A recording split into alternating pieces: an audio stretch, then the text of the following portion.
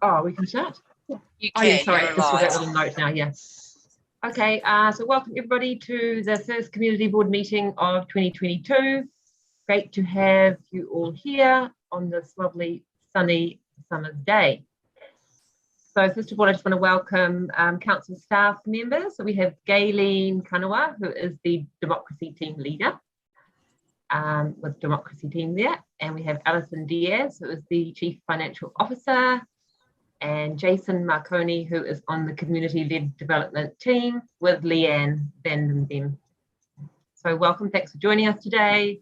And also welcome to Kitty for your first meeting today with us. Yeah. Before we start, Chris, are you able to put your video on? Yeah. That'd be great, thanks. And all board members, you're welcome to have your microphones off mute if you want to. It sometimes makes it easier to respond a bit quicker. And if we have bad sound, we can change that. Satnam's just running a little bit late, so I imagine you'll note that, Gayleen. Do you want to move and second that apology for lateness? Yeah, so I can move that we accept Satnam's apology for lateness, and Lisa will second. All in favour? Aye. And in terms of the agenda, confirming the agenda, so the only thing that might change is that the discretionary fund report will be moved. We're just waiting for Jacqueline Anderson to speak to the funding application, and she is not able to attend till 3 o'clock, so we'll just be waiting until she comes in. So I move that with that change that the confirmation of the status of agenda and that all reports be received. Have a seconder, please. Thanks, Dennis. All in favour? Aye. And the next thing that we have is the declaration by Kerry Binnesley. So that's on page 3 of your agenda. So usually we meet in person to do this, and Kerry would be sworn in at the meeting. What we needed to do was actually Lisa witnessed Kerry making her declaration today and signing the document that she needed to do, which is on page 4. So I think that's right, Gayleen, that Kerry will read her declaration out again today. So would you like to do that now, Kerry? Sure. I, Kerry Binnesley, declare that I will faithfully and impartially and according to the best of my skill and judgment execute and perform in the best interests of the Waikato District the powers, authorities and duties vested in or imposed upon me as a member of Raglan Community Board by virtue of the Local Government Act 2002, the Local Government Official Information and Meetings Act 1987 and any other act. Thank you, Kerry. Awesome.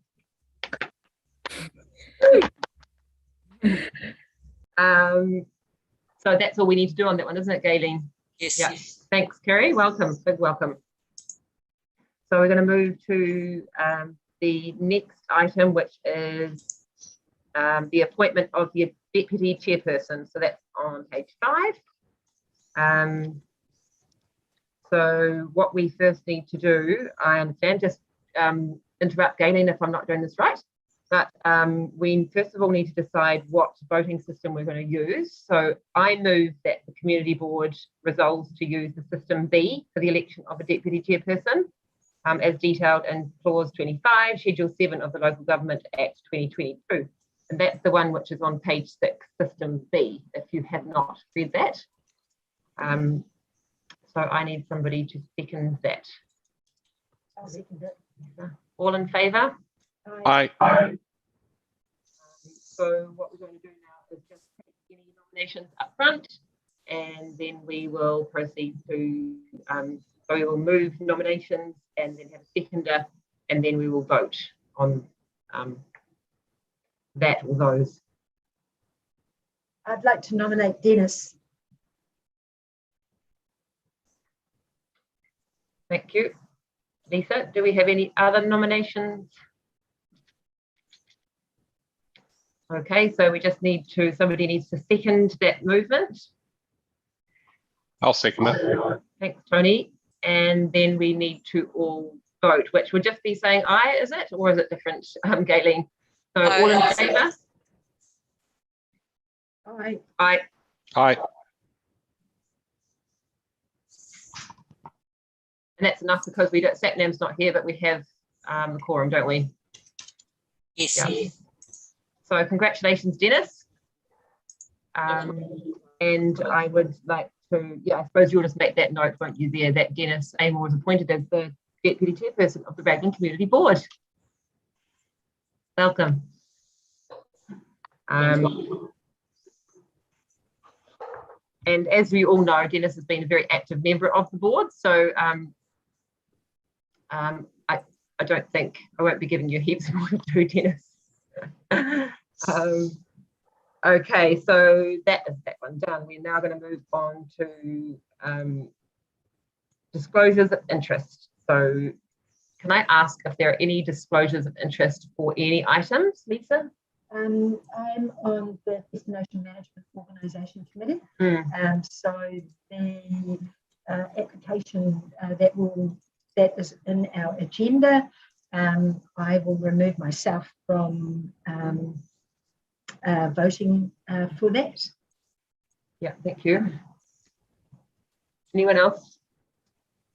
No, just on that, Madam Chair, is that you'll notice in the agenda we no longer have the register of interests.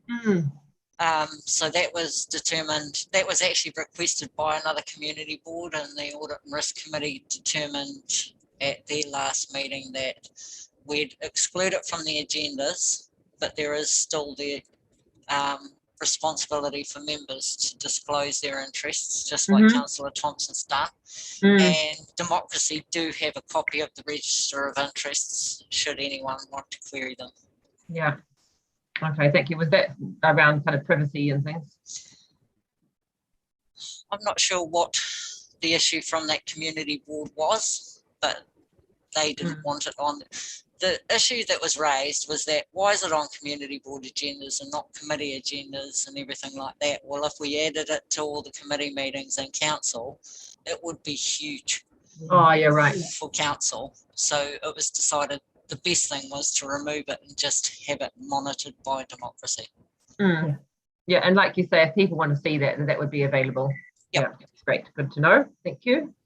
So I'm going to move that the minutes of the meeting held on Wednesday, the 8th of December 2021 be accepted. There's one thing though, maybe before that, is there are a couple of things that were highlighted in yellow, which were just people's names. Did you want me just to give you those now, Gayleen? Yes, sorry about that. They shouldn't have made it to the agenda, but I only just picked that up recently. So do we want to put those in now, or? Yep, I'll take them now so that. Okay, so Monica is Monica de la Cruz, 3 words. Oh, Lisa, is it Selena Coombs? Did you know if it's Selena Coombs who spoke at the last meeting? Do you know her surname? Yes. Coombs, yeah. Yeah. Yeah. And then it was Selena Coombs, COOMBES. So with that, I move that the minutes of meeting held in December be accepted. I just need someone to second that, please. Kerry, thank you. All in favour? Aye. So we just checking. So Kerry can't second that because she wasn't at that, wouldn't it be? Yes.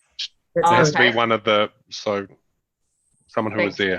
Yeah, thanks, Tony. So who can I have another seconder, please? I think Chris, you went for it, didn't you? Chris? Yeah. Thank you. Yeah. All in favour? Aye. Aye. Thanks for that, Tony. Good point. So we usually have our public forum now, which is half an hour where people can come and speak and share, but we don't have anyone attending our public forum, which is unusual. We might have people though watching online. As we know, this is being live streamed. So there you go. So we're going to move on to reports now, which we're going to start with page 17, 8.1. Madam Chair, perhaps we need to make an effort to make the link to public forum more accessible. Obviously, if we're holding a public forum and no one's turning up, I would suggest that we make the link to the Zoom meeting for people to attend the public forum more publicly available, because at the moment they have to write to you for the link. Whereas if it's in a physical meeting, we just say meet at this time in this place.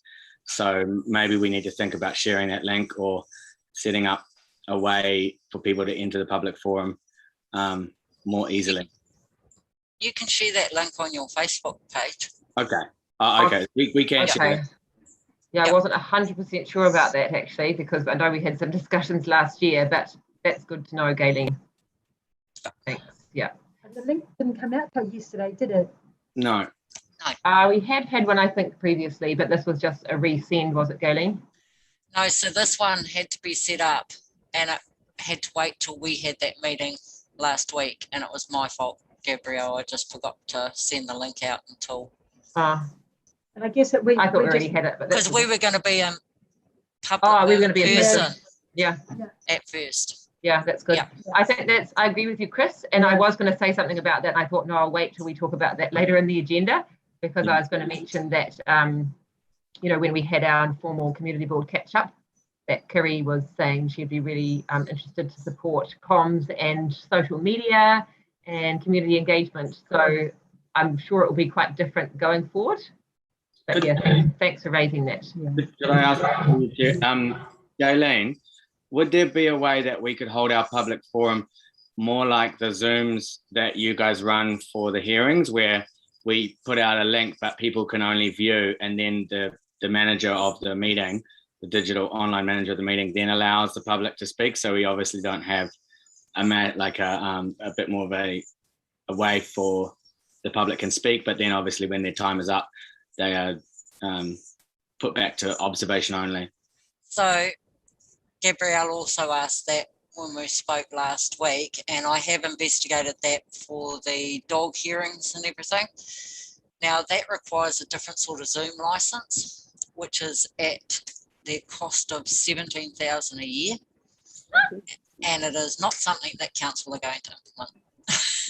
So we have to continue by Zoom, and the only way is to admit them for public forum, and then either you choose that they just be muted and ask them to just mute, or else we remove them from the room after public forum, which means they have to go to the live YouTube. And I know you had a few issues with that, Gabrielle, because it can be seen as being a little bit rude. Yeah, so we talked about that. I talked about that because after our meeting, I talked about that with Gayleen, and I think we agreed if it wasn't possible, which it sounds too expensive, that we can just let them stay in the meeting and just ask them to mute, like we would do in a public meeting. They would be there, and we would expect that they wouldn't interrupt. So I don't have a problem with that. Maybe it was a very controversial meeting with a lot of community members, which felt like could be challenging. But there is also the option, if somebody is not acting appropriately, that they could be blocked or removed. Is that right, Gayleen? So what happens if we can remove them? However, if we do that, they can't at that meeting rejoin at all. Yeah, and that's fine. We can make that clear. Yeah. So I don't have a problem. I think that's probably the easiest way, Chris, around that. We just let them stay. Yeah. Pretty well behaved out here. I'm going to move on now to our 8.1, item 8.1, which is the community-led development work plan presentation.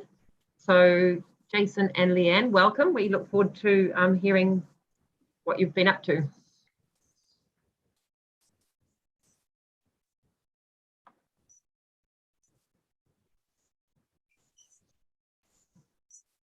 You there, Jason? Yep, just talking away with my mute button on. Very professional. Has that come up for everybody, the presentation? Yep. You can all see that? Great. Awesome. Great start. Tēnā koutou katoa. Hi guys, and thanks for your time today. Leanne and I are working our way around the district and presenting to community boards and committees what our work plan looks like and some of the stuff we're going to try and get up to in 2022 around the community-led development space. Hopefully you've had an opportunity to look through this presentation. We're going to give you a chance to ask some questions at the end. But I'd like to pass you on to Leanne. She's going to discuss what community-led development looks like to our team. Thanks, Jason. Kia ora, everybody. I just firstly want to acknowledge Raglan naturally before we do this presentation and the work that they're doing in their community on the ground, and that we want to firstly coordinate the work that we may do in the Raglan community with Raglan naturally in the first instance, and that we're working together to empower the communities. So I just want to put that out there. So the first slide is, what is community-led development? We've been going across the various boards and communities with this presentation, and we've been talking about it's when the voice and the views of the people are addressed by the locals for the locals. It identifies people who advocate for change on behalf of a diverse range of community members. It empowers locals to identify and formulate their own initiatives. It's communities building their capacity and capability for their own town development. And it's, again, I want to acknowledge that Raglan naturally is working hard in that space for Raglan. Thank you. I'll pass you back to Jason. Sorry, but trigger happy on the buttons there. Okay, next slide, please, Jace. There we go. So what do? Well, essentially we're here to support communities to lead their own projects and aspiration projects. So we're a bit of a wraparound support mechanism, I guess you'd say, or resource.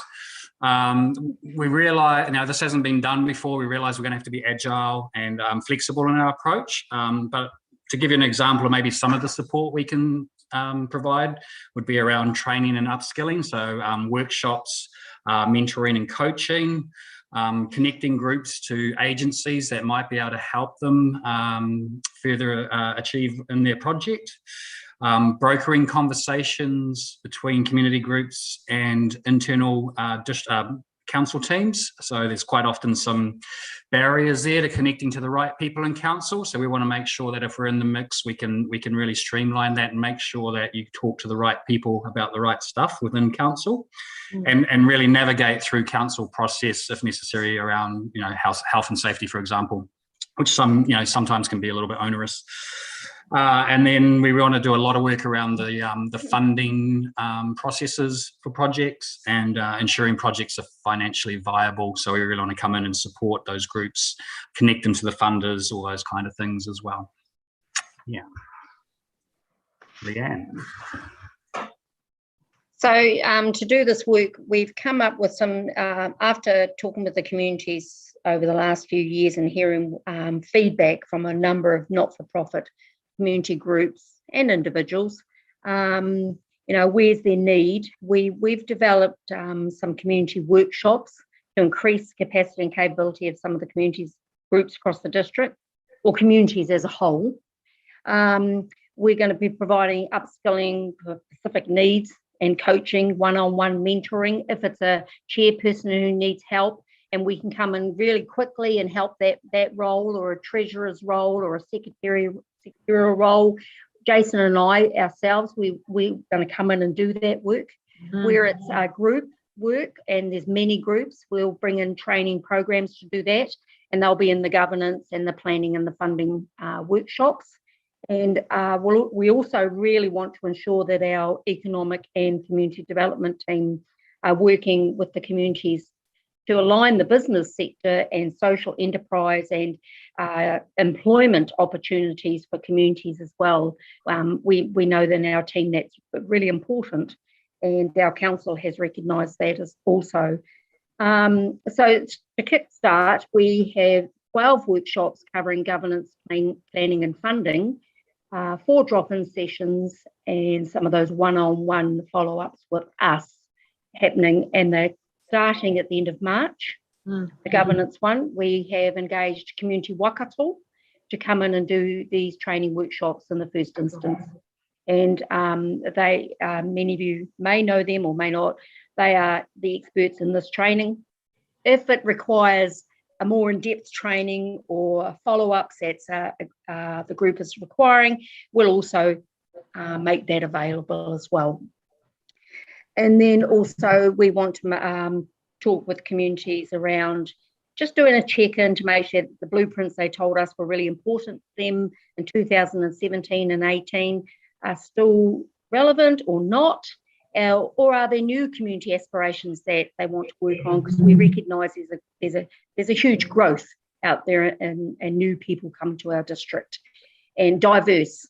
And so we want to work with the leaders, groups, community boards to all together make this happen, and then connect agencies and organisations with that work as well. So to finish off, I'll pass you back to Jason. Thank you. Thanks, Leanne. Yeah, so how can you guys help us in our work? We sort of recognise that you guys are a really important piece of this project, being leaders in your community, having great connect, and we really want to make sure that we build a really healthy relationship with all the community boards and committees to make sure we're all in sync. I've listed a couple of things here that we think may be some easy connects and easy ways to help us, such as connecting your groups to us, groups that need help. It's really great if you already know those people, certainly give them our details and then we can get that started straight away, get some assistance around them. Promoting our workshop program, so we have some material coming out, we're just finalising a few details. We're hoping to be able to send that to you guys and you could become part of our marketing campaign to get that out right out into the communities, as well as other stuff that we'll be doing. Match funding locally led projects. So we've got budget going into this, our blueprint budget. Perhaps there's an opportunity with discretionary funding to partnership with some funding, some projects, whether it's a small project to get it over the line or if it's to attract other funding into the project as well. That's all about stretching all of our budgets so that we get more bang for our buck. Communicate with us if a new aspiration for your community comes up. So, that's obviously going to evolve over time. So we're more than happy to hear what's being said out there in the community that you hear about, and sort of, inform us around that so we can help where we can.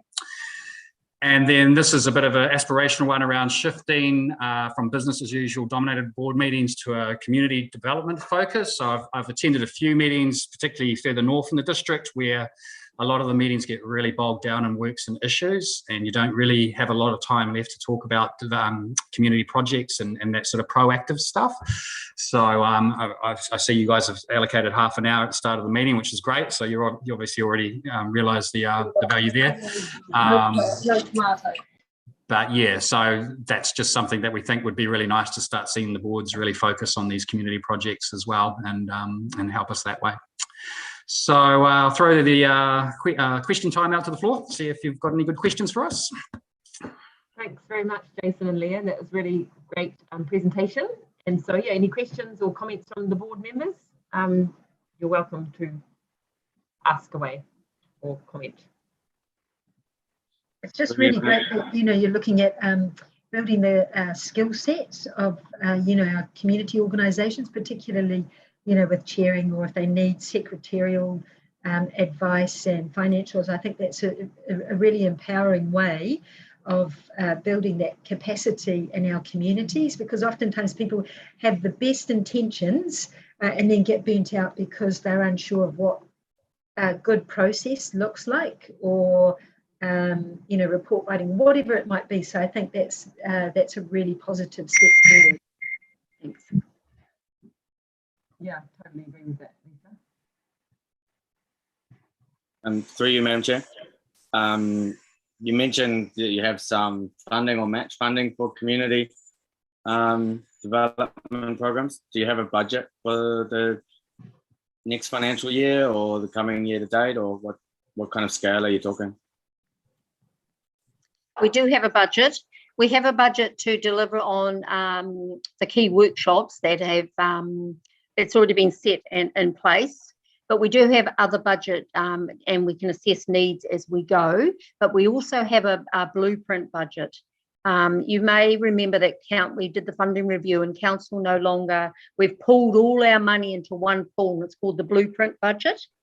So it's not set amounts for Raglan per se or Ngāra or Wahia. It is a case by case, and for communities, it's not necessarily a small project or a $5,000 project. It can be a large project.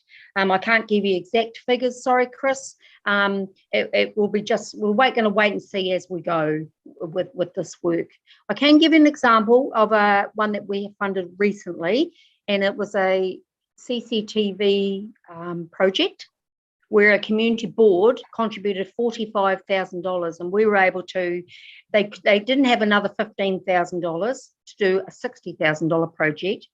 So we were able to very quickly respond to that because they could tell the story that their community wanted this. So at this meeting, they were able to really clearly describe everybody that had been involved in the process. And so we said that is going to better that community. The community have asked for it. It's important. And it was already in the blueprint community sort of aspirational thinking. And so otherwise they would have had to wait for that $15,000 to come in from a funder. And we know the funding process is a long journey sometimes. It can be 3 months, 6 months. So they're able to get off and get their project complete. But we also were able to help them in other ways. So navigate with council staff internally, because there's some navigation that needs to happen there. So council haven't given you a figure like we have got in the annual plan, like your whole budget or something like that. So there is a figure. I can't give you that today. I don't know exactly that figure. It's quite a healthy sum. Chris, I can't give that today, but I will email. We can find that out. Yeah. Yeah. I will definitely let the board know what that figure is. Yeah. And I'll work with Alison or somebody to establish that. Yep. Anyone else? Dennis? Yeah, and just a bit further Chris's question of yours. The whole thing is set up to more facilitate the community to have the skills to do a project rather than actually get involved and run the project and fund the project. Is that what I'm hearing? Yeah, that's right, Dennis. It is around upskilling the communities. Before we talk about funding, we're talking to communities around what their needs are, and we are there to help directly do that with them. I know it's very easy to think about the money because that's the way we've always done it. So we're actually now turning this on its head, and we're not going to think about funding. We'll make that happen. If the project's that important to the community, we're going to make that happen. Yeah. Jason, you might want to add something to what we're saying.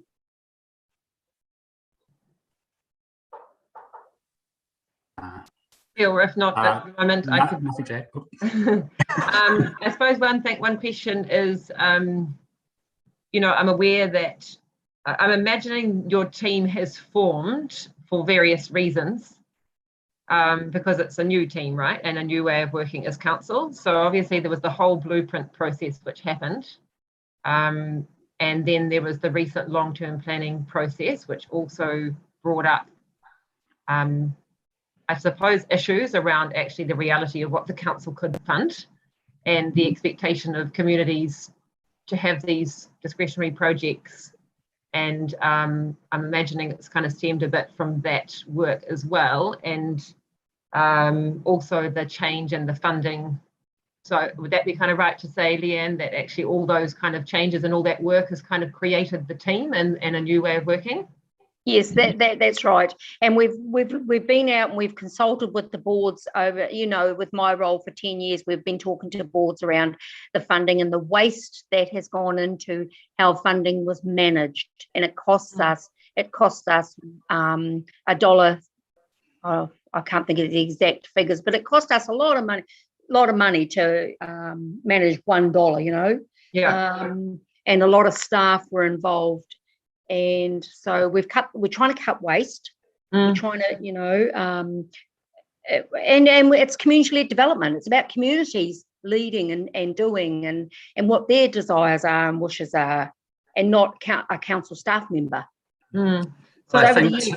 I think the important piece too is that it's one thing to tell communities, right, you can lead your own development, but you know, you do need to support that process in a lot of instances. Not every community is at the same maturity level as perhaps somewhere like Raglan, which are doing really well.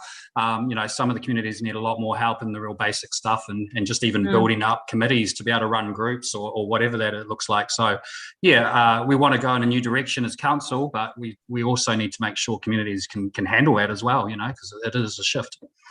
Yeah, And I think your direction is really great. Like, to me, that training and that kind of enabling is actually so important.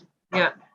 There's a lot of agencies that the Ministries of Social Development and the DHB and the you know, Department of Health and that have funding, and our communities have never had the resources to tap into it and had the quality applications go in front of those or be able to speak to those applications. And I can think of some that we've worked with closely in the last 12 months. 12 months ago, we had members of community who couldn't get past giggling, tell their story. We're now able to, those people are now able to effectively write, stand up, present, and tell the story for their communities. And they're now getting big funding. Yeah. And they're now having healthy conversations with the funders. Yeah. Yeah, that's super exciting. Really cool. So I suppose in terms of the blueprint, I mean, maybe this is detail that we can talk about, you know, another meeting together or something, but we know that for our community, we have the blueprint work that was done, and there were some priority projects in that. And we also know that we have our Raglan Naturally community planning with lots of project ideas and aspirations as well, which we haven't prioritized yet. So what are your thoughts around, in terms of Raglan? I know that we're already doing a lot of this work, but we can't ignore the blueprint and the work that's been done. We don't want to as Raglan Naturally either.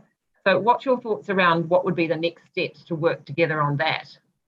The next step should be is to have some workshops or some collaboration thinking or some brainstorming. The next steps would be to get together. I know we already have, Councillor and Gabrielle, we've met initially around that. I think we'll be guided by what you want us to do, because I know I am really mindful that Raglan Naturally plan is now into a stage where it's starting to deliver. You've got key staff that will have key outcomes that they have to meet. So we really want to work together sooner than later. Yeah. That sounds great. Our roles are quite agile, and we can, you know, sit down and negotiate how things can look so it's the best fit for everybody. We're not coming in and doing this is the prescribed model. We've got a lot of learning to do ourselves around what works best for each community, and so we're very open to that. So it's just a case of really having some good discussions around that. Yeah, and thank you. And we, as I think as a board, you know, we can have a think about that. And Tony Euston is on the Raglan Naturally board as well. So it might be that, you know, you come to a Raglan Naturally board meeting, or we can figure out that next. Perfect. But I can see that there's real value. One other question I had was some of the projects, let's say blueprint projects, some of the projects council might be leading because of their work or collaborating on. I'm not talking about your team, but actually council overall. It would be really great if through our work together that you're able to support some reporting of what council's doing against our blueprinting, because there's a bit of a disconnect at the moment. Like, we did all this blueprint work, but where is it and what does it mean, and do we ever, you know? So I think it's just connecting up council's work as an organisation, your CLD work and the blueprints, and then what we're doing, and actually having some just having some reporting back in some way. It's, I guess we're going to have to figure out who the key people are in that sense, because really our core business is the community-led aspect of those blueprint aspirations, and those other teams are working obviously on the council-led aspirations, which I would hope that they'd have a reporting mechanism within that process. But that's actually going to have to be a really good conversation for us, Leanne, going internally, isn't it? Yeah, it is one that we'll have to get with Jim Evano and the community growth team, who's the manager of blueprints for our district. And we've thought about how we want to document our outcomes, and we do want to have outcomes because we need to report, and we'll be reporting through the Strategy and Finance Committee in the first instance, but we also need our boards and committees to feel comfortable about, that this is getting done and what it looks like, and that we are marrying up and mindful of what's already happening. Yeah, we can talk more about that because, sometimes the council can be reporting, but it can be a little bit of something here and something there. And for us to kind of piece that in together to something which is kind of cohesive, it's not that straightforward. So, through the chair, for our, sorry, through the chair, there is some work going on in the background about how the reporting, especially on projects that are happening in the community now, can be done better to community boards. And I know there is some work being done by Sue and the team on how we provide that information to the boards. Yeah, great. Thanks for that, Gayleen. Cool. Is there anything else from any of the board members? No. Through you, Madam Chair. What's the aspect of the accountability? Like, who's going to be following up on that? On this work? Yeah, like on, say, if an organisation applies for funding, we give it to them. Is there going to be a process of making sure that there's full 100% accountability? Is there going to be like specific set rules? Do they have to use that same supplier, or can they change the supplier? Do you want me to help with that one? So if it's the community board devolving out funding to a community project or community group, we have provided an accountability requirement. And so there is some paperwork that they will have to complete for the board. But you're getting to your question around supplier, there's always been that flexibility when you're given your pūtea. If you can go down the road and use another supplier and get it for a better dollar, better value out of that. There's no real requirement that says, or nothing that says you can't do that. Any funder will allow that. Yeah. Does the person, like, say if we were to get cameras installed, does the supplier have to be New Zealand GST registered? If the supplier is overseas, is there any sort of requirements around that? So for cameras, CCTV cameras, council does have a process that we have an established trust, and it's the Waikato District Camera Prevention Trust. They need to be consulted with. Community groups can do their own cameras, but just need to work through that process. Yeah. No worries. Thank you. Yeah. Thanks, Satnam. Okay, well, Kerry, you got your hand up? I was just saying, sounds like a good initiative, the project. Yeah. Thanks, Kitty. Yeah, awesome. Okay, we'll look forward to working with you, Leanne and Jason, and thanks very much for coming to our meeting today. You're welcome. Okay. Thanks. Thank you. Thank you. So we're going to move on to 8.3, which is our Works, Actions and Issues report, page 29. Sorry, just through you, Madam Chair, you didn't want to do the discretionary fund item now? Well, I think we'll just wait for, we were going to wait maybe for 3 o'clock until Jacqueline comes, but it might be that we finish. Yeah, it's likely that we'll finish and then start running into that, I think. So I'm happy just to skip to the works and issues. It's all good. So just one thing to note maybe before we start is right at the end of this report right at the end of the table, on page 7, you'll see there were some issues that were just listed there. Alison and I had some conversation about that. It seemed like some things could move off the works and issues. So we haven't taken them off because we just need to double check with the board that that's cool. So we'll come to those at the end, okay? First of all, are there any questions on any items on this table, which starts on, page 30, not 7. Any questions on any of the items? And then I'll just run through with a couple of comments I've got.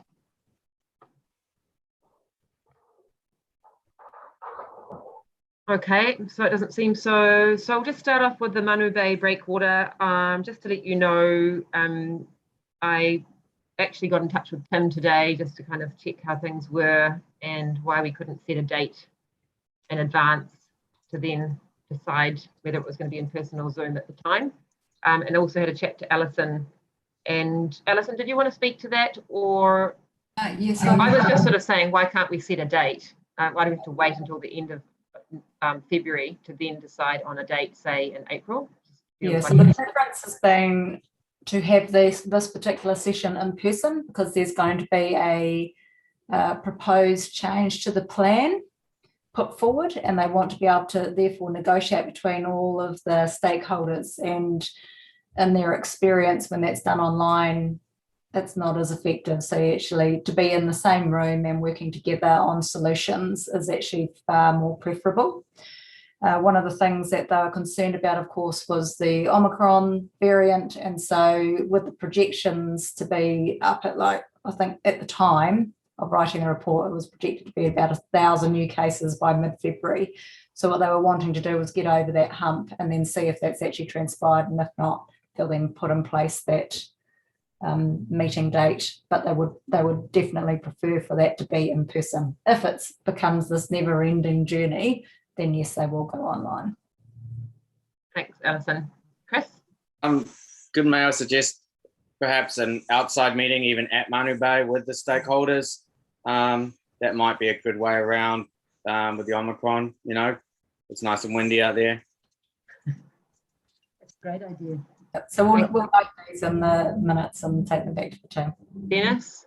Yeah, I just think, Alison, it's important that we get on with it. There's no reason we can't have 100 people in the meeting at Omicron and things like that now. So I really was blown away when Tim came out and cancelled that again for no reason in my mind at all. So I think the pressure needs to go on him to get this underway. Agreed. Did you hear that, Alison, clearly? Dennis, if you're able to move a little bit closer to lock on a date, and then so as long as you're comfortable that the outcomes made it, so you might end up with 2 meetings instead of the one anyway. That's their feeling, that if you do it in person, you'll get through the content and you'll reach the outcome, whereas if you do it online, you may need to have a follow-up anyway. It's good weather for an outdoor meeting at the moment. Public holidays are finished. Yeah. Yeah. And we can do a public meeting with 100 people. So, you know, we're not going to get 100 people. Yeah. Okay. Is that? Yep. Yeah. Thanks, board members. So civil defence. The next thing is actually for Lisa and I to take the draft civil defence plan, and Kitty's going to work on this with us. Kitty, did you want to speak? Sorry, I see your hands up. Did you want to speak to the Manu Bay one before I skip forward? Oh no, sorry. Oh no, it's not you. It's just I'm sorry, it's actually just a mouse. Cursor. It was my cursor. Yours with the hand. Looks like she's very good at hand up all the time. That's fine. Actually, I know that you would like to work and be involved in the Manu Bay one. So if you just work with Dennis and get in touch with him, that would be great.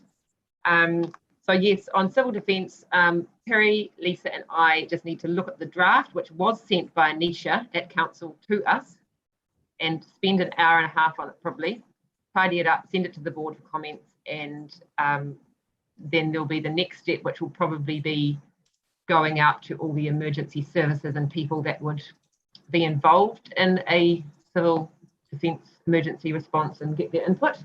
So Alison, I wasn't quite sure what it meant that in the workshops to be held with emergency services for growth. What was? Can you tell me anything more about that? It sounded like. Sorry. Oh, was that the work that we were going to do? So this is about bringing all of the agencies together. Okay, yeah, which is what I've just talked about. Okay, so that's our next action. So you clear on that, Gayleen, for the minutes? Cool. So we just need to get on with it. Obviously, we've been working on our community, response to COVID, more focused. Can we remove Papua now? Sorry, Chris. Sorry, I just wanted to jump back to Manu Bay for a second. Just highlight that I hope everybody knows there's a big fishing contest at the last week of February. So let's plan a meeting so it's not during the fishing contest because a lot of stakeholders will be busy. But if council did want to send monitoring staff down, that last week of February would be a good chance to even just talk to some of the boaties as they come in and out, if you wanted to engage with stakeholders further. Yeah, good point, Chris. So Papahua, just take that as read, and I think that we can actually remove that item from the works issues now. Everybody happy with that? I guess the only question is it's not complete yet. No, that is true, but we'll get an update to say that it's complete like we usually do after the table. It was more on there because we were working with the soccer club and things, and I think we've done that. Are you feeling like we need to keep it on there, Dennis, until it's complete? There's a few things in the background with access to it, but I think Roger's got that under control now. For parking across the footpath with Papahua, that was linked into this, and the marking of that field, but those things can be treated separately. Okay, so we can take that one off then. And we can also remove the walkway from Norfolk Pines to Coast Guard building. On page 37, there's actually a report on that. So I suggest that we remove this from the table and we just go to the piece of work that's going to be happening through council. Anybody against that idea, removing it? No, you good, Tony? We haven't seen the report yet, have we? Or? On page 37, it's not actually a report, I'm sorry, No. It's more just the key findings. Okay. But we can talk about that when we come to that if we want to see the report. That was on the works and issues because of the safety issue with the railings. So so it's kind of gone a bit bigger now because of the work. So do we know when the public places bylaw review is happening, either Alison or Gayleen, in terms of the government Bayview Road? I did email Jim. I did email Jim just to get confirmation because it did say in our schedule that it was 2023, but then in the comments it said 2022. So I just asked for confirmation if that was what was taking place and when, but I haven't heard back. That was only this morning. And can I ask why we can't do a temporary traffic management plan for this intersection? Why it has to be public places bylaw? Because we've done other intersections with a temporary traffic management, and we've got new giveaway signs in town, but we can't look after one of the most dangerous intersections in suburban Raglan. Yeah, so one of my, so through you, Madam Chair, my understanding is that it becomes an enforcement issue. So what they're looking to do, so at the moment, if you change the sign from giveaway to stop, etc., and you're wanting to follow that up with enforcement, the police are saying, well, you need to have something that enables us to do that. So so the advice has been to wait for the actual bylaw review. And I hear what you're saying. Thanks, Alison. I hear what you're saying, Chris, because I suppose when there's a piece of work like was done on Cliff Street, there was a temporary traffic management put in place, which changed what people would usually have to do. And that I'm sure that would have been able to be enforced. So you're asking, Chris, why can't we do that? Yeah, or if we can't change it to a stop, why can't we make it a 4-point giveaway with a normal giveaway or something to just improve the safety? But like it seems like we are putting people's safety second and kind of bureaucratic needs first. And I'm not sure. So the communications that we got back, I think I forwarded it to you as a community board. Correct me if I'm wrong on the email. Send you an email about it. So I'm feeling a bit vague on that one.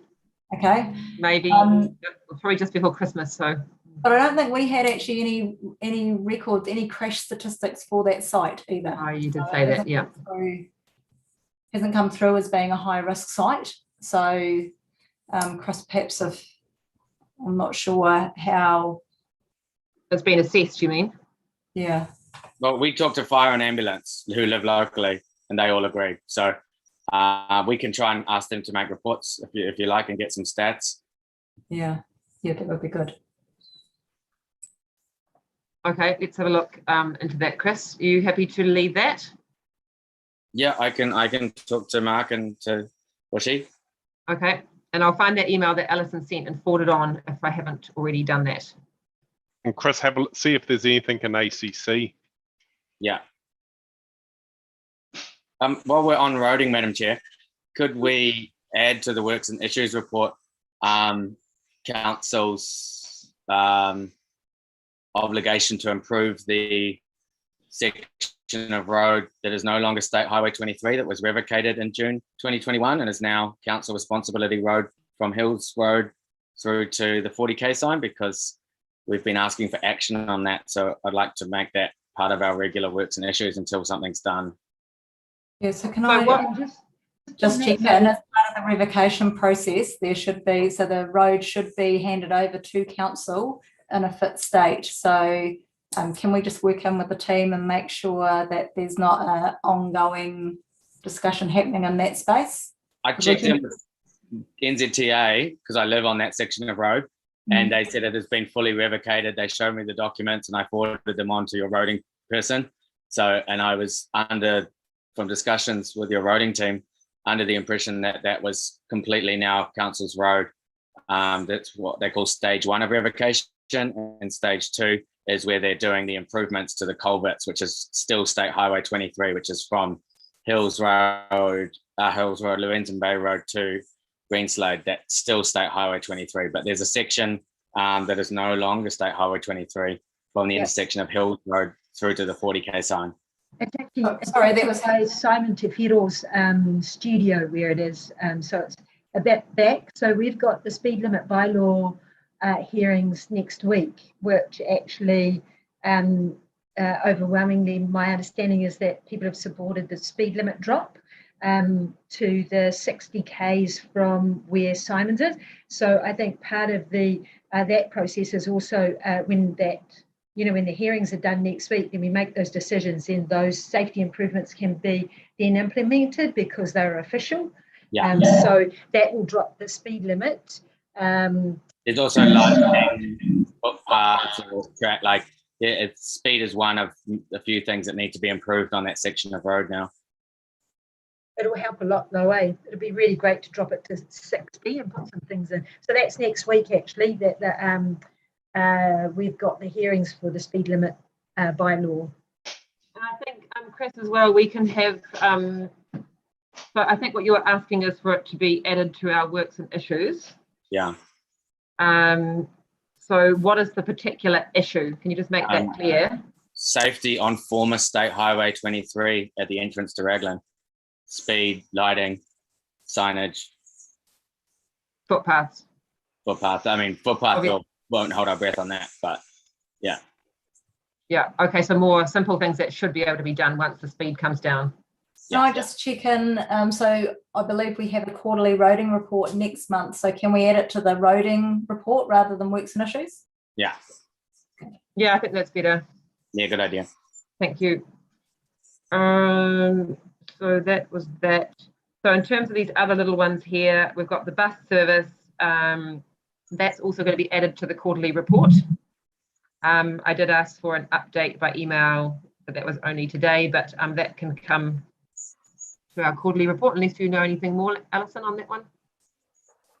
So, for you, Madam Chair, could we request that the quarterly report is accompanied by a presentation at the next meeting from one of the roading team? When you say a presentation, you mean that they are present at the meeting? That they're present at the meeting and they talk to the report and they answer our questions. Yeah, I think they've asked for that before, so that would be really helpful because it's only every quarter, right? Yeah.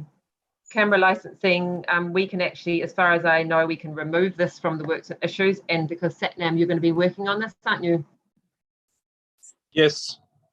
Yep. So the item on the works and issues previously just said, can you provide funding to the Camera Trust as a community board? And the answer is yes. So that was resolved a while ago. Yeah, thank you. And we've got the Raglan Aerodrome, and the question was, the thought was that we would remove it from the works and issues at the moment. I do actually have an update just to let you know, and I will speak to that at the moment. I can just read that out there. So I'm just going to read out this update. Came from John Brown. It's some comms that are going to be going out to the wider community today, if not already. And it says, to ensure the safety of the community and pilots, Waikato District Council has temporarily closed Raglan Airfield to all planes. The reasons for the temporary closure include repeated large-scale vandalism of signs and the fence around the runway, the placement of objects such as road cones on the runway to prevent planes from landing, unsafe behaviour by some of the protesters at the Raglan Airfield, which includes stepping into the runway area when planes are attempting to land and encouraging dogs to run across the runway area when planes are attempting to land, encouragement of unsafe behaviour by some of the protesters on social media. A white cross was painted on the runway area last week to ensure all pilots know that the airfield is temporarily closed. The usual temporary closure process is through CAA and NOTAMs to pilots. A cross on the airfield is an additional method in case any pilots don't receive the NOTAM. Waikato District Council is committed to continue its improvement of safety at Raglan Airfield following recommendations put forward in an independent report. And Waikato District Council is committed to continue its regular discussions with hapu groups regarding the future land tenure of the Raglan Airfield area. The airfield will reopen once Council has secured the site and reinstated the safety measures that have been vandalised. So that's just an update for you as a board, which you will also see. So the thought is at the stage that we take that off the works and issues, and yes.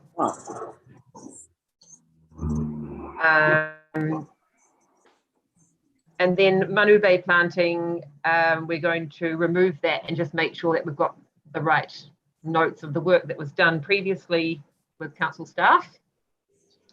Sound splash is not relevant now on the works and issues, so that's cleared those things. Dennis, I don't think he's landing. But he's probably taking some photos, Chris. Was there a plane coming in? A giant military plane just flew over. It's just a Herc doing training. It was I funny was timing. talking to my brother earlier, and they've Maybe been they doing it heard all us over the place. speaking. It was just funny. over there. Yeah. Field, and then a massive Hercules just goes right across my view. Didn't even hear it. Oh my God, I jinxed. Okay, so are there any questions on page 36 or page 37? On those updates? There's my question. Doesn't look like it. Nope.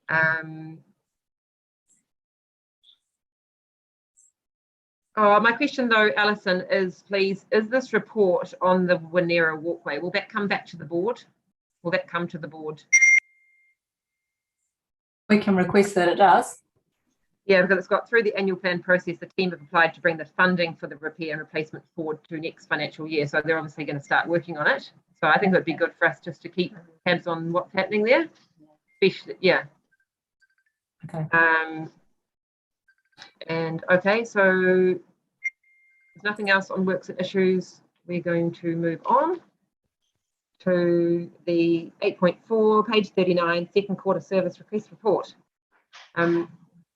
Anything that community board members would like to comment on or ask or? I noticed the increases in wastewater overflow issues, 2 months in a row now, and so and we had previously asked if we could just get a byline of what was the issue, and it's is this a trend continuing? Are we at the beginning of a trend and we have to refocus again on the wastewater system, the pump stations? That's my only feedback from the report. Yeah, so apologies there. So we did have that. We were reassured that actually reporting does come through to the community board on any of those items. I suspect in this case it's to do with the holiday period and perhaps not being up to speed with when our timings of our meetings are. So I'll follow up and make sure that we get something through on that. Yeah, it is really that is there a concerning trend happening? Do we have to go back out to the community again to around the 3 Ps and that, or is it just because of it was the summer period and we've had a lot of people coming in that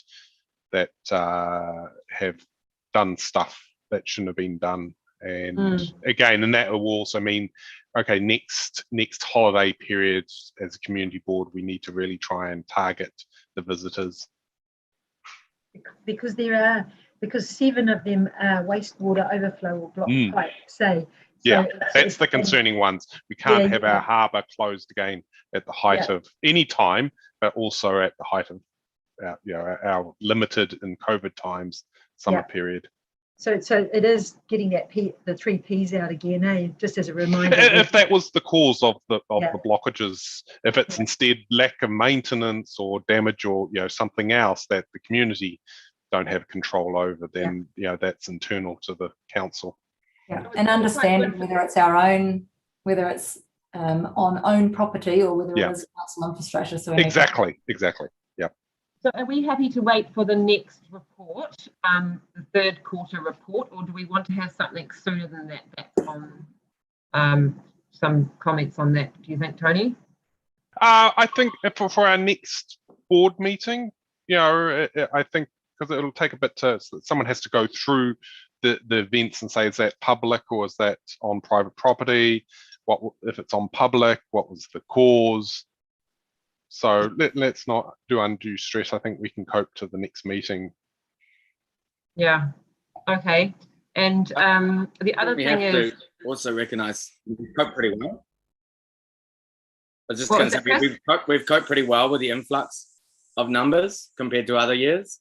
We've had a big influx of people in all the batches and whatnot, and there's been a few incidents, but it's not been as bad as it's been in the past.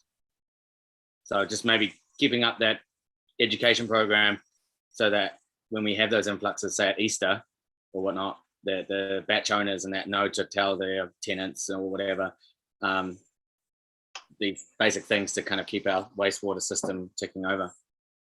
yeah, I know that the Water Governance Board, I'm not sure how often they meet, but I'm wondering whether it would be good for us to, are we able to have the minutes of their meetings come to our agenda? Because there are often things that are Raglan related there. And if there is any issues, I think around these overflows and things, I think they pick them up and talk about them, don't they, Alison?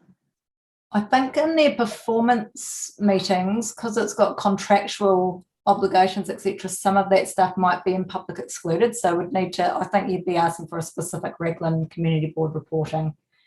Well, I'm not so sure. I'll look into it because I just actually heard John Lawson talking about it the other day, and I have read their minutes before, and that go to the infrastructure meeting, don't they? Would they go to infrastructure? And there's actually quite often there's things that relate to Raglan that are kind of interesting for us. Boring for some people, but it's relevant. So I just wonder whether we could get their minutes in our agenda. We're not getting as many, in a way. I don't know what's changed, but I think almost for the last year, I feel like there's often not much on our agenda from council. Has any other board members noticed this? We don't kind of get, I don't know if it's just been Councillor V had different focus because of COVID, but I feel like we often get our, agenda outline and there's kind of like nothing there other than just our standard items. And we used to get more, be filled in, I think, on more things. I'm not sure, maybe it's just the way it's been. But I think because, I know that and we can go into those, we can make a point of going in. But I think maybe we could look at that as maybe Tony, you and I could just look at some of those water governance minutes and see if we do want those to come. Yep. Should we do that? Yeah, we can do that.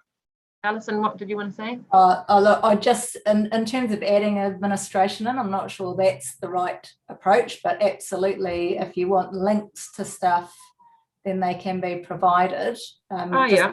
Yeah. So I wouldn't say that we're going to take minutes from committees and provide them to the community boards, but certainly links to where those pieces of information can be found would be fine, because we can put those into at the end of the works and issues report or something if there's anything that people want to be aware of. And maybe it's just us keeping an eye, or myself and Dennis as deputy chair now, keeping an eye on these meetings of council that happen, and if there's something relevant, asking for a link to be put in. We can include it in our chair report or So my hand up was actually about coming back to the wastewater stuff. Just to reassure you, so I will be asking the question, if anything comes out and they would like you to be part of the solution, I will send an email to the board rather than wait for that meeting, because obviously Easter's coming up real quick. Yeah, but I through the chair, yeah, I think you're right, Gabrielle. You know, we've had a couple of months now, or a couple of meetings now, and I'm kind of thinking of, okay, what would we normally get coming across our desk? And it'd be like things like, you know, the road upgrade on Gilmore Street, or, you know, the footpath along, you know, Wainui, and we've been doing the Papahua one. So it does kind of feel it, you know, has the departments, you know, is there less happening in Raglan, and therefore staff haven't had to engage and you know, about what they're planning to do or what's happening. And I kind of think it is that. I look around, I don't think there's as much happening as has happened in the past. Or, you know, and is it a bit of a toning back because of COVID? Yeah. Alison, you know, is it you're kind of, you know, you've been sitting on our meetings, and we've gone from having a lot of departments engaging with us, until now it's just our boilerplate kind of stuff. Yeah, absolutely. We're playing catch up. So COVID and lockdowns and various level settings have had a massive impact. So potentially there has been less going on, not just in Raglan, but across the district as a whole.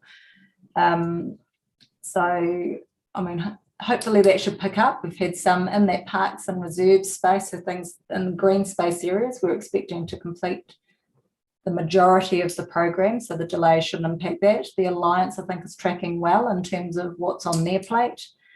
So I might just check in and see what did we have planned for Raglan for this year, and come back to you in terms of here's the projects that we had identified for the year. Yeah, because I think we had quite a lot of stuff going on. We had the reserves management engagement, we had the speed engagement. Yeah, I think we're in a bit of a lull at the moment. Touch wood, maybe. So those things were also moved. So sort of some of that governance aspect stuff was moved out as well. So there are certain things that have been crunched. I believe that the Policy and Regulatory Committee worked through some rephased timings for certain reviews of policies, etc. recently. So it probably just means it's going to be ramping up again. Yeah, that's the worry. Yeah, maybe we don't worry about it too much, but it's just noticing the changes, really, just thinking, wow, it's really different than it used to be, but, you know, probably it's COVID, right? It's a big change. But thanks for your thoughts too, Tony. Okay, so we are going to move now to Chairperson's report, which is verbal, so that's me. Short and sweet. So just again, big welcome to you, Kerry. Great to have you on board, the board, and also just to let the community know, and council staff who are here, that we met informally as a board last week. We did this to welcome Kiri, to reflect on our work last year as a board, and to discuss the year ahead, and the projects and issues that we are working on or that we want to work on. This was not a secret meeting, just to let people know. It's just, it was a really valuable time for us to come together before we start here today. We didn't make any decisions or anything. It was really just sharing together. But what was really great is that the board members shared what projects they wanted to be involved in. And I think that's working well for us as a board, that rather than us all getting involved in everything, it's just a good way to share the load. And people can take on projects that are of interest, or whether they've got some expertise, and bring updates back to the board, which I think we can focus a bit more on this year as well. And like I mentioned earlier, looking forward to changing up our comms and our social media with your support, Kerry. I think that's going to be fun and exciting for us, and just to get out there a little bit more as a board. And one thing, just for now, is that the board, we agreed that we would be meeting on Zoom at this stage, just over the next while to see how things develop, just so that it's kind of equal access for everyone in terms of just ease to meet. Obviously, that might mean that for some people in the community, meeting online isn't as easy as meeting in person. So for anyone who listens in, or if you know of somebody that struggles to meet online, just be in touch, because we can hopefully support them to do that so that they don't miss out. And yeah, just in terms of to the community, if there's anything of concern or interest, you can always come to our public forum, but as well, just get in touch with any of the board members or myself. And yeah, if there's something that you think we should focus on for the year, then we would love to hear from you. And just to let you know, board knows this already, but some of the things that we shared in terms of projects together was like Manu Bay, the wastewater, long-term transport planning, and safety issues around transport. We've discussed some of those today. Boat ramp fees, the Places for People project, the Wharf project, civil defence plan, coastal reserves oversight, security cameras, stormwater, the new discretionary fund structure, Raglan naturally, local government, and just getting better at what we do generally, making good submissions, and really improving our comms and engagement. So that is it from me. Thank you for listening. So the next one is, Tony, would you like to give any update on Raglan naturally? No, nothing at this moment in time. The coordinators are settling in, saying to develop their plans. COVID has interrupted what we were planning for Waitangi Day, but we're still pushing ahead and developing a information board and more focused on the Waitangi Treaty and connection to Raglan, and that is signatories of the Waitangi Treaty. So yeah, that's the main. We're just trying to be flexible with what we can do. We had planned for a more community focused event at this moment in time. Thanks, Tony. Can I ask a question? Yeah. Maybe now or in our next couple of meetings, it would be a good idea to start planning some Matariki celebrations, since we've got a good run in time, and we've obviously couldn't do the Waitangi stuff. So we put our heads together and come up with some nice celebrations for Matariki. Yeah, great idea, Chris. And that's something that the Raglan Naturally team have as a specific piece of work this year, is to support the community to do something to celebrate Matariki. So we can keep you in the loop about that, and the board, something you might want to be. Yeah, if you know of anyone who's interested to do something, then we will be really supporting community to do that. And just further to that, the Lions are going to, because they didn't have the parade, a New Year's Eve parade, they're really keen to do Matariki instead. So that's great. And so too does Raglan Area School want to do something. So it might be a week long, or 2 weeks long, lots of different activities. I think it's exciting. Yeah, that's right. It's such a better time of year for things like bonfires or fireworks or other things. It's like much more practical, and it gets darker earlier, and there's no fire risk, and yeah. Kerry, did you want to speak? I just want to say I'm happy to start sort of thinking about how to, I guess, get more people on the public forum, especially the young ones. Maybe I can even talk to your daughter, Lisa. She seems pretty keen to she's like, I got all my friends to vote for you. So maybe we can get some things going on, more sort of, looking at different platforms to promote what's happening in the community, to see if anyone else is interested in jumping on board. But yeah, that's what my thoughts are. So whether it's like we have the Facebook but as I was sort of explaining before, it's sort of the older generation, whereas you've got the Instagram and you've got these TikTok videos and like just getting people keen on the old Snapchat. Yeah, it's like all those different things. I mean, you can just do, it depends on how you want to do it, but I think if you're wanting younger people to get in and on the community, you kind of just got to make it fun and awesome and just like, I don't know, do some silly videos or just. We could do a TikTok, couldn't we? Community board TikTok. It would take a lot of admin, and plus I don't know if I'm comfortable on that, but there would be definitely the easiest and most achievable one would just start an Instagram page and just post the dates of what when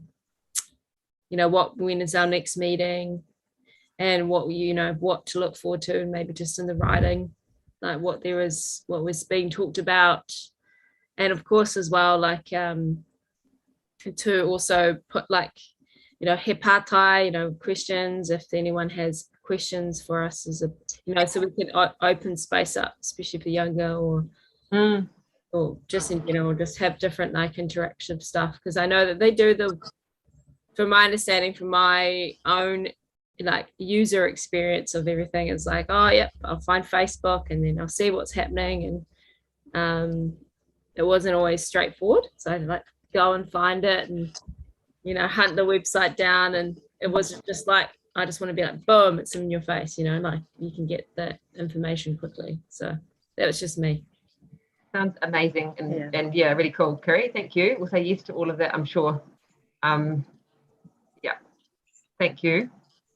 So we have, oh yeah, are you able to let Jacqueline in, Gayleen?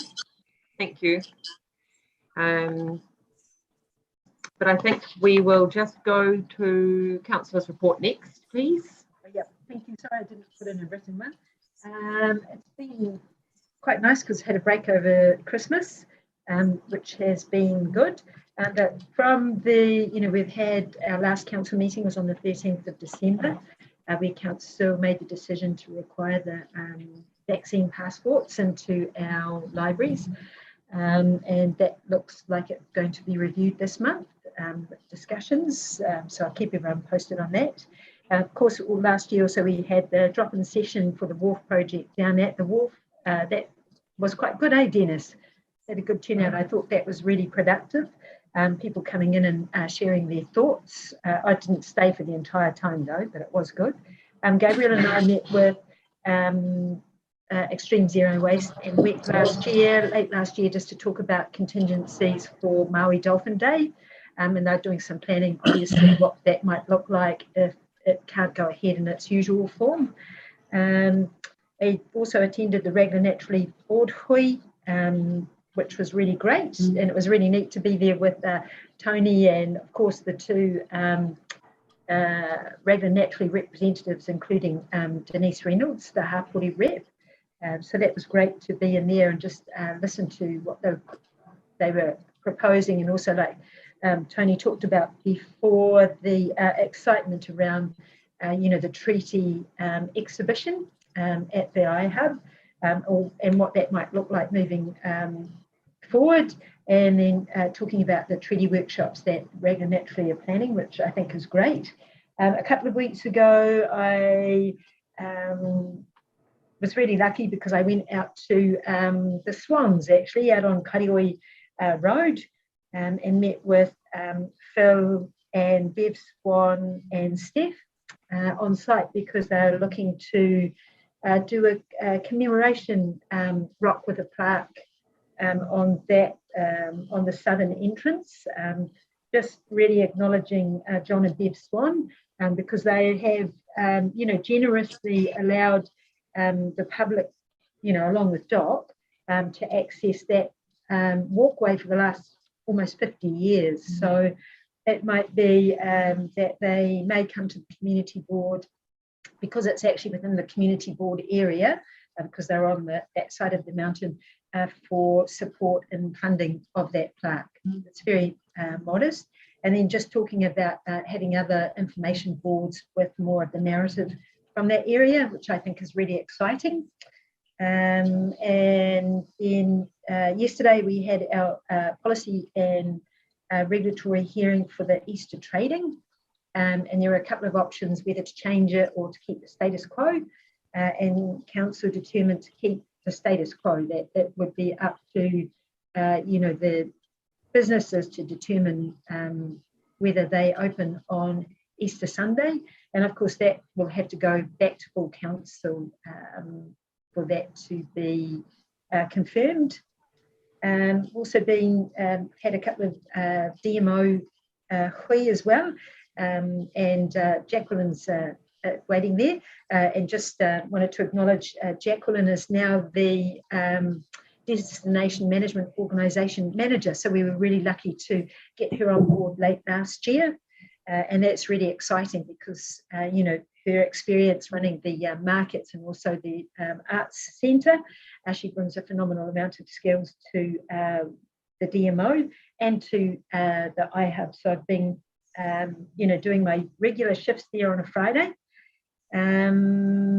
We've had quite a number of workshops online, and yesterday evening actually we had the community response planning group I guess reconvene since October, and looking at what would community support look like for Omnicom when it comes to Raglan. So it was really great because Gabriel in her capacity for Raglan naturally was there, so too was Denise Reynolds, but we had a presentation from Marion Wright from the Food Bank talking about what their role is in supporting the community with food.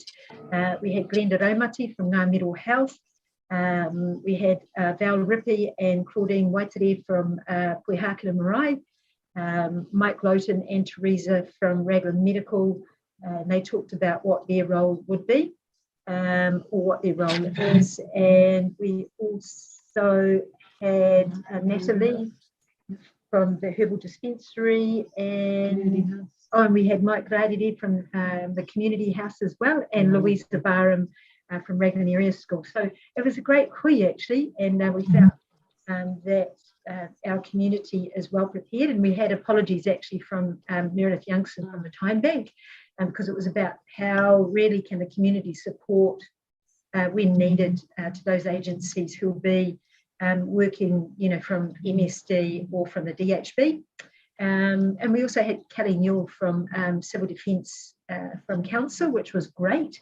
So we had a great hui, and out of that, coming up with a comms plan. So Gabriel and I will be responsible for that, and that we all agreed messaging out to the community, regardless of what organisation it is, if it comes from one source of truth and it's unified, then it will hopefully prevent confusion. Like there's lots of messages, whether it's from the food bank or whether it's from Raglan Medical, people get quite confused. So there'll be one portal. So we nominated Raglan naturally as being that organisation to push out those comms as and when needed. So Gabriel and I will be working on that.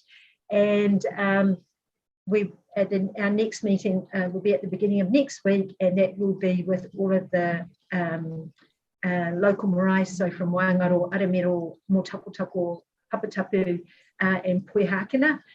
So then we can bring whānau up to speed with what we've done, and then look at how we can support our whānau, because from what Marianne had shared with us, that about 70% of households, when they test positive, will be self-sustaining, so they'll be able to look after themselves and have a network around them.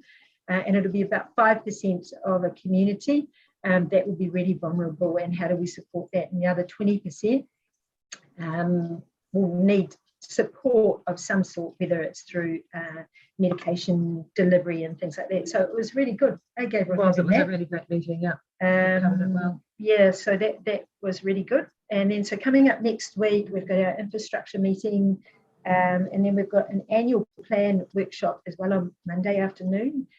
Strategy and finance, and a workshop on affordable housing, and I can't give you an update on what that actually is. I haven't got the material on that.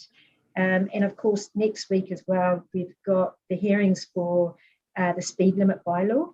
And I think there's about... Last week, time sheets? Oh, And then so we've got about 249 submissions to the speed limit bylaw. And then on the 22nd, 23rd and 24th, they'll be really big days. I don't envy Gaileen's job because it's going to be very soon for the dog control bylaw. So that's going to be quite big. So those are the things coming up. So that's my report. Thank you. Thank you very much, Lisa. That sounds very yeah, that's what I was just to say as well. That was a really good meeting last night. Maybe lots of confidence. We have the right people, or certainly lots of the right people in the room around the community response, and just call on that group, whether it's COVID or even something else. Thank you. So I think what we'll do is just finish up with the members' report first, and then we'll come to you. Okay, so Jess, would you like to share your report, please, on We've got a volume issue, Gabrielle. Pardon? Got a volume issue. I don't know whether it's background noise or if it's your end. Volume is very low. From us? Okay. Is it better now? Yep. Okay, maybe just needs to speak. Sorry. Sorry, no, that's all right. I think we just need to speak into here. Dennis. Yeah. Oh, you want my report? Just take it as read, seeing it did finally get circulated today. Probably the only thing to say on the Wharf project is I'll try and set up a PCG meeting next week, so it brings everyone up to speed as to what's happening. There's been quite a lot going on in the background, and you would have seen at the end of the Works and Issues report they're still working on design, but in parallel with that, they've gone out with registration of interest to companies that may be interested in the construction works. So it'd be good to bring the team up to speed. So I'll try and set up a PCG. I'll have to talk to Megan and get a PCG meeting for next week. That'd be great. Anyone yeah, thank you. Any questions on Dennis's report? Any idea of the date you want to have a PCG?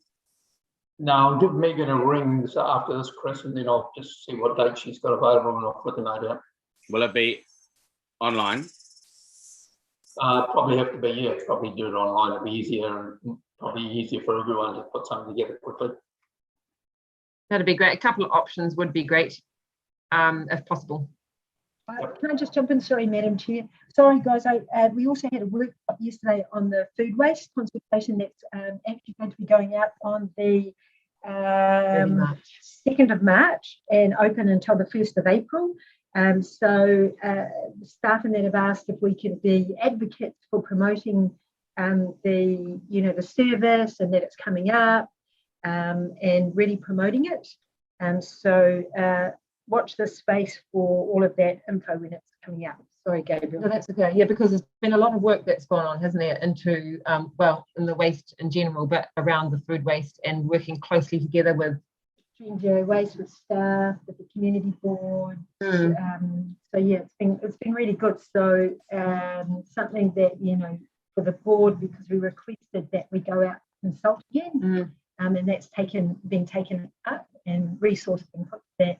So advocating, that's coming up, and then when it goes out for consultation, really talking about what that means and the benefits and things like that. And basically, it is something that's going to be rolled out in the future regardless. And so really talking up the benefits, and that would be really helpful. Thanks, Lisa. Chris, would you like to just let us know about your the representation review? Thanks, Dennis, by the way, for your report.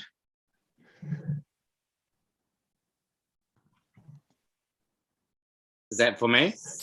Oh, did you not hear me properly? Yeah, I just heard representation review. Oh dear.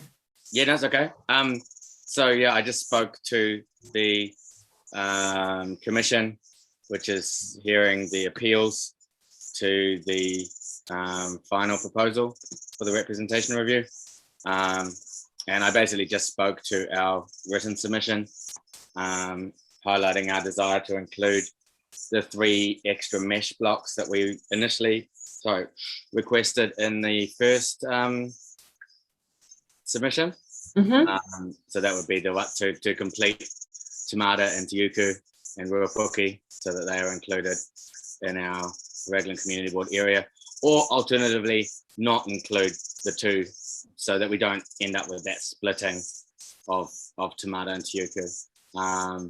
And then the other big question that came up was obviously the partition.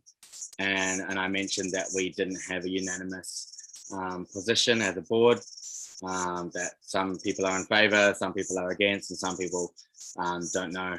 And just highlighted the fact that the partition wasn't in the initial proposal, it was only added in the final proposal, and that we didn't, as a board, feel that we had enough information on how the petition would work and how voters would engage or receive such a petition, which hadn't really been asked for in our area, although might be more applicable in other parts of the district. And the commission seemed really, really receptive. So. Yeah, that was great, Chris. You did a good job. I watched that. It was interesting and well presented. Thank you. Did anyone watch the following? Because I didn't have time to stay online and watch the council's interaction with the commission. Not yet, no. Is that available, Gayleen? Yeah. Sorry, yes, it should still be available on the YouTube site for DIA. Oh, no. Oh, yeah. Yeah. Okay, thank you. We are going, does that answer to your question, Chris? From you, I suppose if you're keen to find it, then we can get in touch with you, Gayleen, and if we can't find the link. Yeah, the link should still work, Chris, that was sent out. But there is an issue of, so the commission now have come back for a number of queries with us and everything, and we're answering those. Ironically, Raglan Community Board areas weren't part of their additional queries, so they've obviously made some sort of decision in the background in their deliberations with that. And it's mainly the questions they've asked are mainly around some ward names and the northern area, the district. When is their review? They have to give a decision by the 10th of April. However, we are hoping with elections this year and everything that we get some sort of determination before then. And that's binding? Yes. Okay, thank you for that, Gayleen. So we will now move to 8.2, which is on page 24, discretionary fund report. Find that here.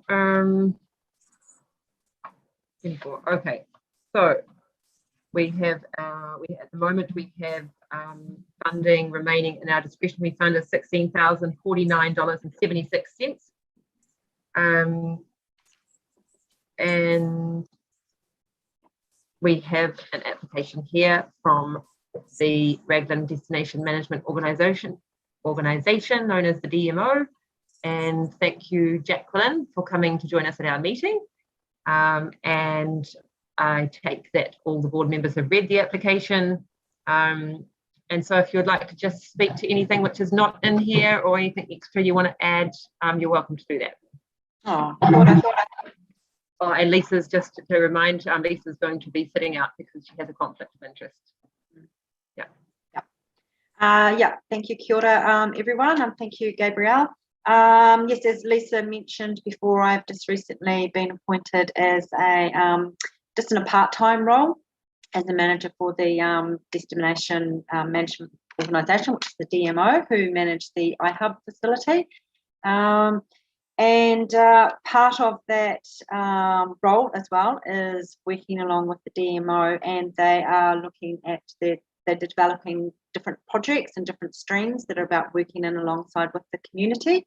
And the Raglan Growers Market is one of those, and that's a collaboration between WET, which is the Whangaroa Environment Centre, and this is a pilot project that was started back in November, and it's just been going great guns. It's gone really well from strength to strength, and this is So they've received funding initially from MSD for phase 1, and we see this now as phase 2.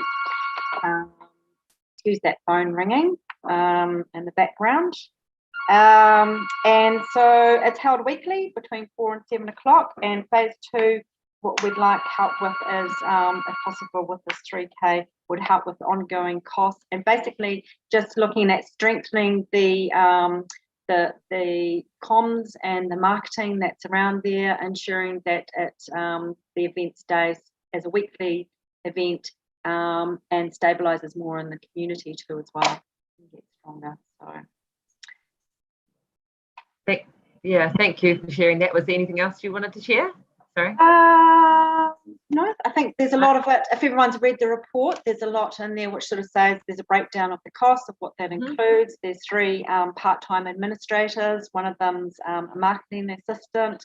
They actively, because it is a market that is growing as each week, there is a lot of, there's a fair bit of marketing and work that's involved with sort of like driving that, ensuring that still continues. So they do advertising in the Chronicle. There's Facebook. It's got a really strong social media presence. There's signs.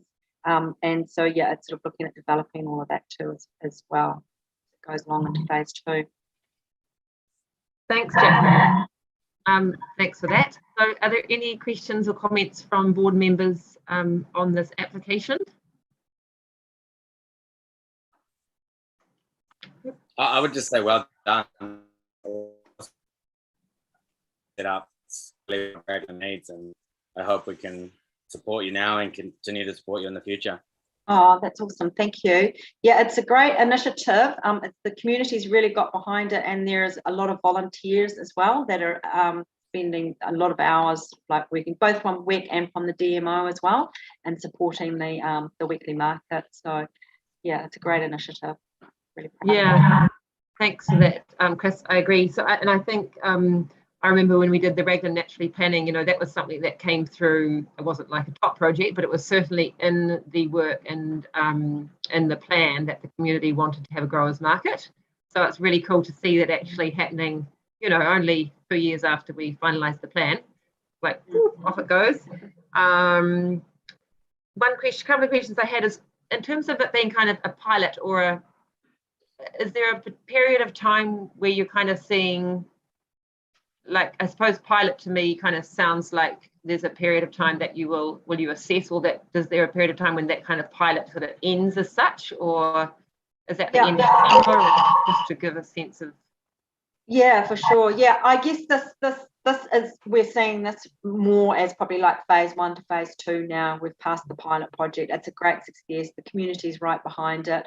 So now it's about strengthening what's already existing and looking at developing new connections, other ways of like growers, how we can support the growers, and and keep that, because it's also important to make sure that there's produce and everything, there actually is stores and that are available, and making sure that it's a weekly thing in everyone's diary in the community to sort of like go, oh right, that's the, where it kind of has already started with that, and with word of mouth and the social media that's out there and everything, it sort of is becoming like a regular diary event for a lot of people in the community, and those growers as well.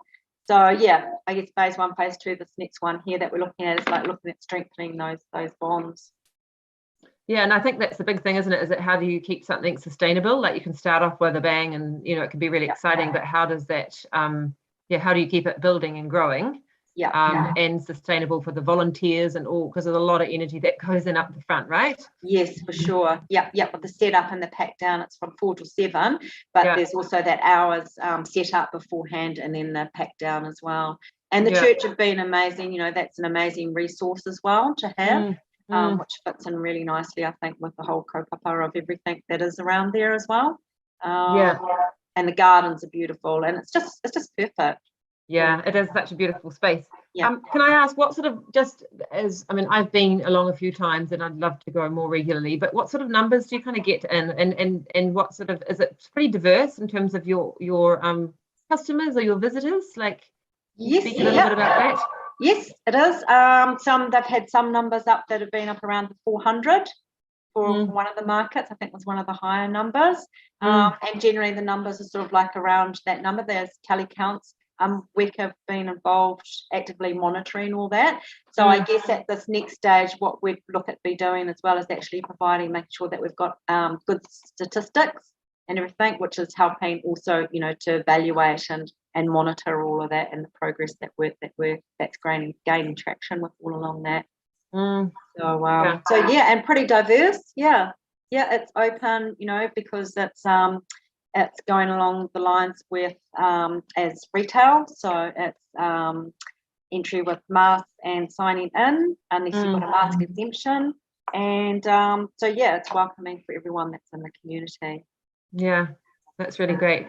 And I imagine that is it Chris? I know that WEC did that work last year, didn't they, around food resilience? Yes.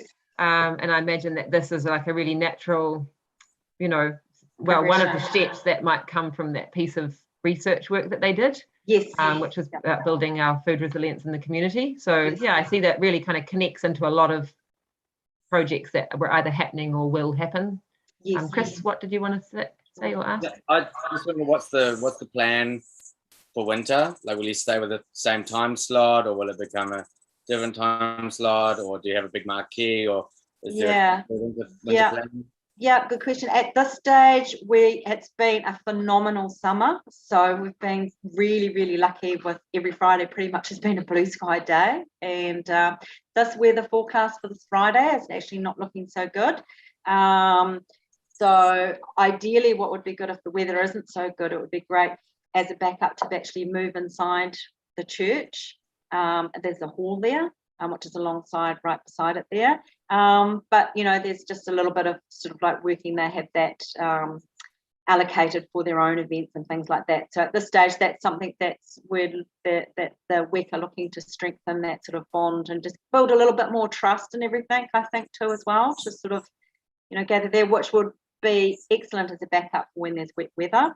But yeah, this week it's pretty much forecasted wet weather, and I know with my old school art centre cash on with our market, which has been running for 16 years now, every single market has gone ahead, rain, hail, or sunshine, and so there's been, on the days that where it is really bad weather, there's no change, so there's expectation the stall holders still turn up.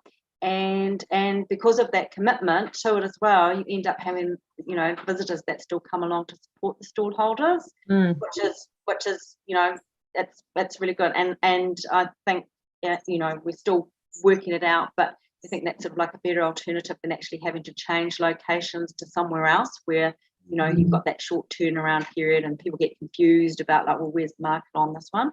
So yeah, that's certainly something that's a trial and error. And there are gazebos as well available to be set up for stall holders that might be a little bit hesitant about the wet weather. But most of everything is, you know, it's a growers market. Things love the rain and outdoor plants and food. Yeah. Thinking in the middle of winter, like 4 till 7, it's going to be quite cold and dark. Like, will you review your time frames in winter? Or absolutely, yeah. We'll be looking at that and monitoring that and gathering feedback as well, probably from visitors as well too, about what that might be a good time frame if that was to change. Because yeah, definitely in April it'll be daylight savings changeover as well. So yeah, we'll be looking at that, and this is part of what we see with this funding. So it's about looking at that and then some more, you know, more research into all of that to make sure that it is sustainable going over winter time. Yeah, thanks, Jacqueline. And which is why it would be great if we could have this funding to help support that. Yeah. Thank you. Any more questions from board members for Jacqueline? So I would like to move that we support the Raglan Growers Market with the $3,000 that they've requested. I think it's a really current, active project. It's really positive and healthy for our community. So yep. Second that. So all in favour? Aye. Awesome. Yeah. Yay.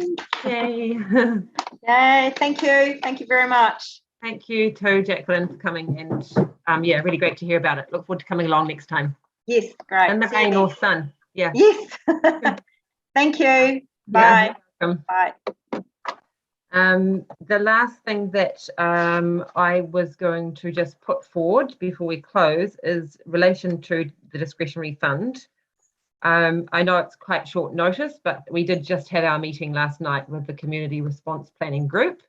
And it's a bit hard, we don't have the minutes to share with you, but I mean, you can see from the, you know, from the people that attended to the meeting that, you know, we had some really good conversations, and I just feel like we as a board could allocate some of our discretionary fund to support the work of the response group over the next short while.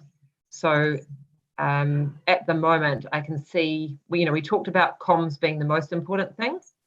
And we also talked about some things like, you know, some people who are maybe isolated or who don't have the means, they don't even have maybe a mobile phone and the means to actually keep in contact. So if they're self-isolating and they don't have a phone, you know, we're talking about a small percentage of people that are vulnerable here. So we're not talking about most people that will have everything that they need.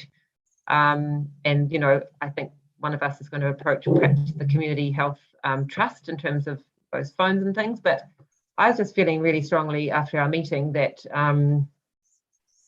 it would be great for the board to support, not just with our time that Lisa and I will, and probably Kerry as well, but, you know, I don't know if we can allocate $1,000 or something that, you know, we may not even use it, but that we would have it there if the need arose. You know, we could always, yeah. So I don't know if you've got any thoughts about that, Lisa, but it just feels, it feels from important, like it's easy. You know, I think sometimes it's a little bit easy when you're just going about your day, and if you're someone who has the things that you need and you feel like you're going to be looked after, you know, you can look after your own self and your family, but just hearing from the group and realizing there are people that really will be quite vulnerable if they are self-isolating. And of course, they've got support.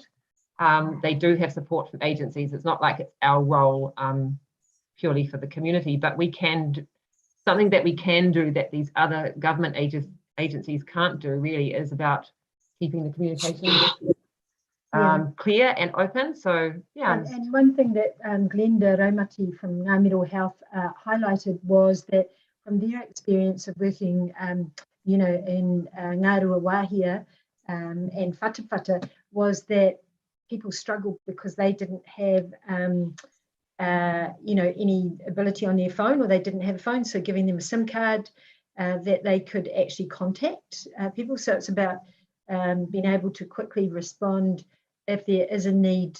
You know, for example, if we find out from Margaret Dillon that there's a whānau at Waingaro or something that we can't get hold of them. So the challenge was around that communications, because they just don't have a little phone with a SIM card that they can actually call when they need help. So yeah, and so we just thought that if there was ability to ring fence $500 or $1,000, it may not even be used, but it might be that we can uplift that to support something of urgency that the other agencies can't, you know, because the food bank can't do that because they're doing food. Raglan Medical can't do that. So yeah, just wanted a discussion. Can I ask, that would be the Raglan Community Board paying these costs directly, or would that be the COVID community response paying it and then us paying them back, or just how would that work? Like just payments to payments? Yeah, I think I can see that Alison has a question as well. So, or something to say. I can't hear you again, Gabrielle, but I just speak like this. Same item as Chris, I guess, in terms of who's the agency that we're paying, because we couldn't facilitate payments to individuals very easily in council. So I think it would come under Raglan naturally. There was an agreement that Raglan naturally would be the central place for the comms to go out and to actually facilitate this this group work. So could Raglan naturally apply at our next meeting, say $4,000, and they have already spent $300 or something like that for the COVID response? I think it's more, I mean, we could do, yeah, possibly Raglan naturally could do that, but it was more around the timing,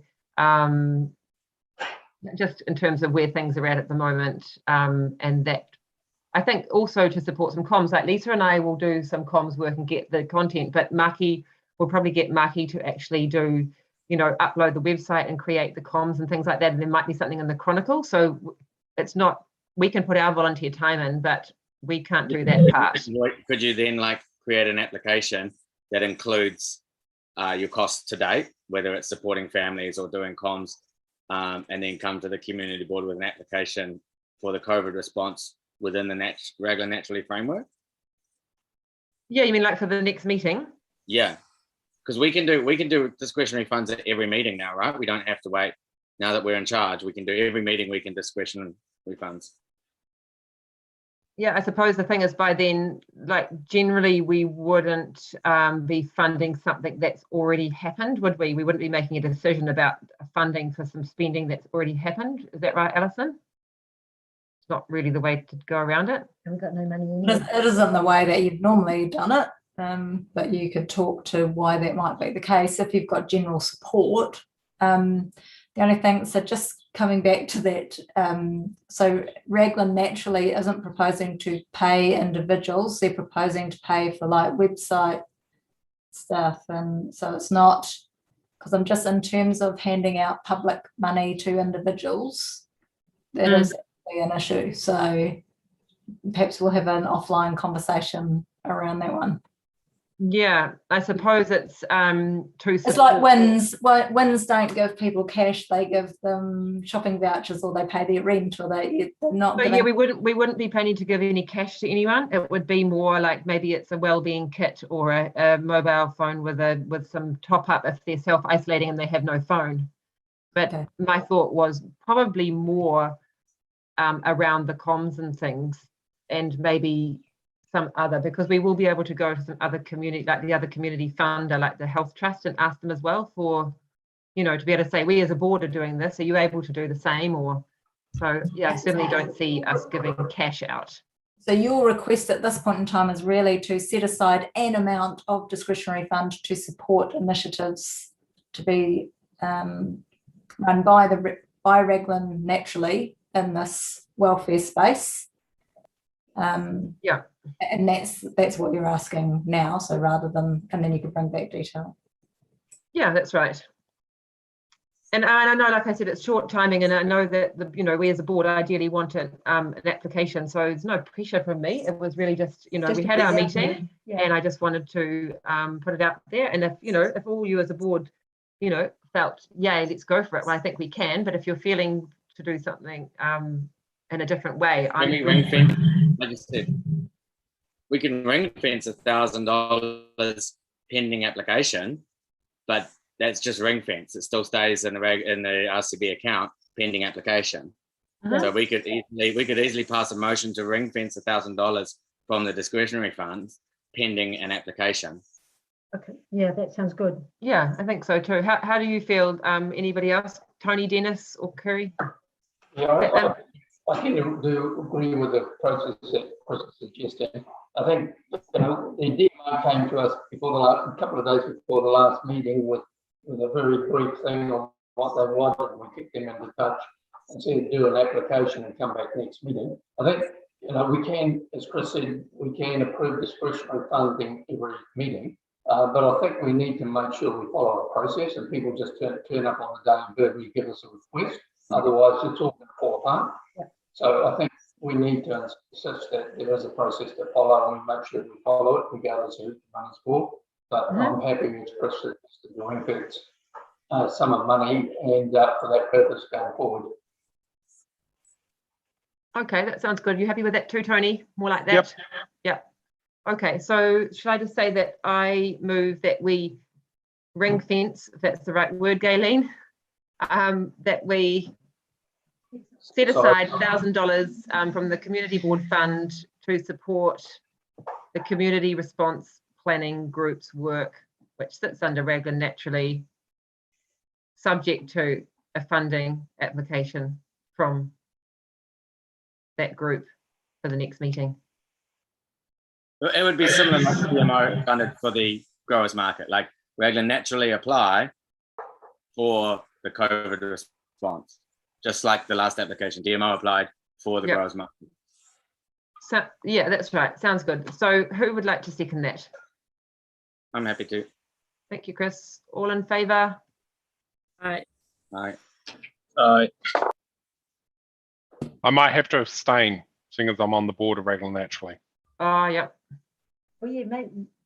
Oh, yeah, no, You're not on the board. no, I'm not on the board. Am I allowed to have done it if I'm on the? If you're the coordinator. I don't know. Maybe conflict of interest. I mean, well, it just gives me more work. I don't think there's any, as long as you're not paying yourself, it's probably okay. No, Can we declare? it's not for me. I'll be Yeah. volunteering my time. Yeah. Yeah, I'm volunteering my time too. Sound okay, Gayleen? Great. Thank you, board, for being so, making us stick to good processes. Really important. And the meeting is now closed at this time, 3:30. Thank you. Thank you, Gayleen. Thank you, Alison. You still want to do Thanks, this photo? Put your hand up if you can. I've got half an hour. That's it. Got